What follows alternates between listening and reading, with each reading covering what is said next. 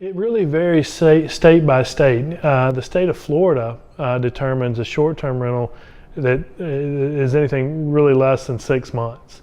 6 months and 1 day in the state of Florida effectively turns that rental into a long-term rental. And really the dividing line is whether you pay tax or you don't pay tax on that rental. In California, which is really surprising, their short-term versus long-term cutoff is 30 days. So if they took the approach that Florida did, they could rake in a tremendous amount of additional tax revenue. In other cases, you might say 60 or 90 days being the threshold, but in a lot of cases it's 30 days or more.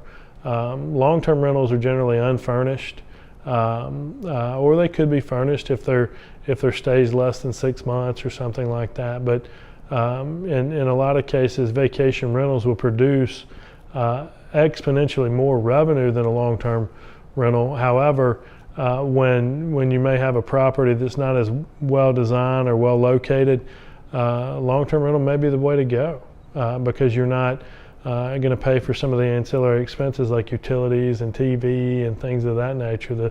The tenant would pay for that. So I would run your numbers, and if you're in a resort location, you're more than likely going to be a short-term vacation rental.